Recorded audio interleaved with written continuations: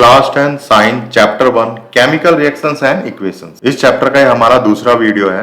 इसमें हम पढ़ेंगे types of chemical reactions, combination reactions, decomposition reactions, displacement reactions, double displacement reaction, oxidation and reduction reactions. पहले हम बात करेंगे कॉम्बिनेशन रिएक्शंस की। इसको समझने के लिए हम एक केमिकल इक्वेशंस लेते हैं। इस केमिकल इक्वेशंस में कैल्शियम ऑक्साइड यानी क्विकलाइम वाटर के साथ रिएक्ट करके एक सिंगल प्रोडक्ट बना रहा है, कैल्शियम हाइड्रोक्साइड, जिसको हम स्लैक लाइम भी कहते हैं। जब कैल्शियम ऑक्साइड वाटर के साथ रिएक्ट करता है तो इस प्रोसेस से बहुत मात्रा में हीट भी जनरेट होती है। तो इस रिएक्शन में देख रहे हैं कि दो कंपाउंड मिल रहे हैं, यानी कैल्शियम ऑक्साइड और वाटर, और एक सिंगल कंपाउंड यहाँ पर प्रोड्यूस हो रहा है, कैल्शियम हाइड्रोक्साइड। तो जब दो या दो से अधिक कंपाउंड मिलते हैं और एक सिंगल कंपाउंड बनता है तो उसको कॉम्बिनेशन रिएक्शंस कहते हैं।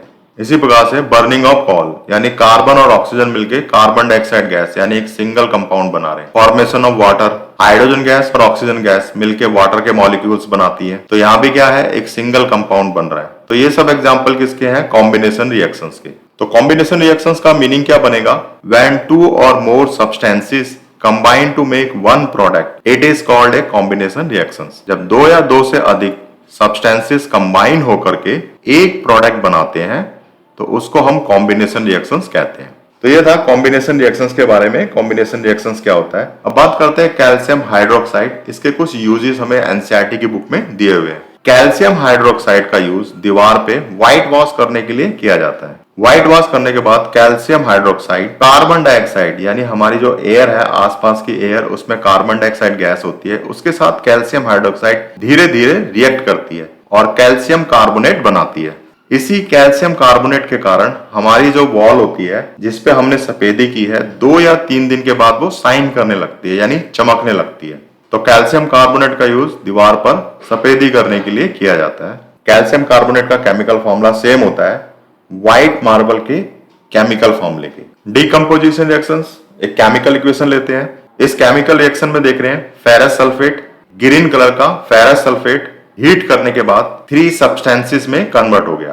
फेरिक सल्फेट जो कि ब्राउन कलर का होता है, सल्फर डाइऑक्साइड और सल्फर ट्राइऑक्साइड। तो यहाँ पर सिंगल कंपाउंड 3 सब्सटेंसेस के अंदर कन्वर्ट हो गया, 3 सब्सटेंसेस में ब्रेक डाउन हो गया। तो इस तरह की जो रिएक्शंस होती है उसको हम बोलते हैं डीकम्पोजिशन रिएक्शंस, यानी एक सिंगल कंपाउंड एक से ज्यादा सब्सटेंसेस में कन्वर्ट हो जाता है तो उसको डीकम्पोजिशन रिएक्शंस कहते हैं। तो इसका मीनिंग क्या बनेगा, when a single compound break down into 2 or more simpler substances it is called decomposition reaction. एक और केमिकल इक्वेशन लेते हैं, कैल्शियम कार्बोनेट। कैल्शियम कार्बोनेट को जब हीट करते हैं तो कैल्शियम ऑक्साइड यानी क्विकलाइम और कार्बन डाइऑक्साइड गैस रिलीज होती है। तो यहाँ भी सिंगल कंपाउंड है और 2 सब्सटेंसेस यहाँ पर मिल रहे हैं। तो ये भी क्या है, डीकम्पोजिशन रिएक्शंस है। कोई भी रिएक्शंस हीट द्वारा परफॉर्म की जाती है, जैसे यहाँ पर हीट करके इसको कंप्लीट किया गया है, इसी प्रकार से इस केमिकल रिएक्शंस को भी हीट द्वारा परफॉर्म किया गया है। तो उस रिएक्शंस को हम थर्मल डीकम्पोजिशन रिएक्शंस भी कहते हैं। When A decomposition reaction is carried out by heating it is called thermal decomposition reactions. यहाँ पर जो कैल्शियम ऑक्साइड है यानी क्विकलाइम, इसका मैनी इंडस्ट्रीज यानी बहुत सारी इंडस्ट्रीज में यूज होता है, विशेषकर सीमेंट बनाने में इसका यूज होता है। तो ये था डीकम्पोजिशन रिएक्शंस के बारे में। डीकम्पोजिशन रिएक्शंस पर एनसीईआरटी में कुछ एक्टिविटी दी गई है, जिसमें पहला है डीकम्पोजिशन ऑफ लेड नाइट्रेट। इस केमिकल इक्वेशन में कलरलेस लेड नाइट्रेट को हीट करने पर 3 सब्सटेंसेस प्राप्त हो रहे हैं। पहला है येलो लेड मोनोऑक्साइड, दूसरा है ब्राउन नाइट्रोजन डाइऑक्साइड गैस और ऑक्सीजन। तो ये केमिकल इक्वेशंस क्या है, डीकम्पोजिशन रिएक्शंस है। इसको इस डायग्राम में समझते हैं। यहाँ पर बर्नर है और इस बॉइलिंग ट्यूब में लेड नाइट्रेट को हीट किया गया है। लेड नाइट्रेट हीट होने के बाद इसमें से नाइट्रोजन गैस यानी ब्राउन कलर की नाइट्रोजन गैस रिलीज हो रही है। तो इस डीकम्पोजिशन रिएक्शन को हीट द्वारा कंप्लीट किया गया है, इसलिए इस रिएक्शंस को थर्मल डीकम्पोजिशन रिएक्शंस भी कहते हैं। नेक्स्ट डीकम्पोजिशन रिएक्शंस की एक्टिविटी है इलेक्ट्रोसिस ऑफ वाटर। इसकी केमिकल इक्वेशंस है, वाटर को इलेक्ट्रिसिटी द्वारा डीकम्पोज करने पर इसमें से 2 गैसेस निकलती है, यानी हाइड्रोजन गैस और ऑक्सीजन गैस। तो इसको इस डायग्राम में समझते हैं। यहाँ पर एक प्लास्टिक का मग लिया गया है और इसमें हमने वाटर ले लिया है और वाटर में सल्फ्यूरिक एसिड को ऐड कर दिया है, यानी इस वाटर में सल्फ्यूरिक एसिड मिक्स कर दिया है ताकि water good conductor of electricity का एक अच्छा कंडक्टर बन जाए। यहाँ पर 2 रॉड है, एक एनोड की है और एक कैथोड की है और 6 वोल्ट की बैटरी है।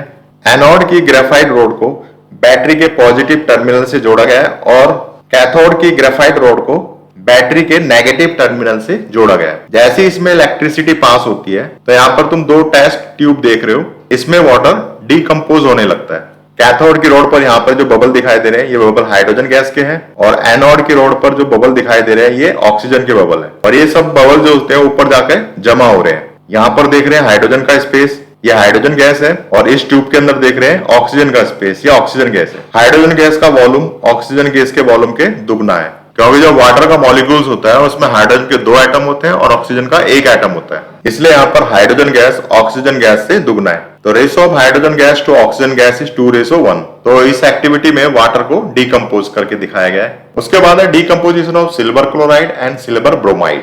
सिल्वर क्लोराइड यानी व्हाइट कलर की सिल्वर क्लोराइड को लाइट में या फिर सनलाइट में या बल्ब की लाइट में डिकम्पोज करते हैं, तो डिकम्पोज होने पर 2 प्रोडक्ट हमें मिलेंगे। पहला है ग्रे कलर की सिल्वर और दूसरा है क्लोरीन गैस। सेम इसी तरह से यहाँ पर ब्रोमाइड के साथ भी होता है, सिल्वर ब्रोमाइड, व्हाइट कलर की सिल्वर ब्रोमाइड लाइट के साथ रिएक्ट करके ग्रे कलर की सिल्वर और ब्रोमाइड गैस रिलीज करती है। तो दोनों रिएक्शन सेम रिएक्शंस हैं। पहले समय में सिल्वर क्लोराइड और सिल्वर ब्रोमाइड का use black and white photography के लिए यूज किया जाता था।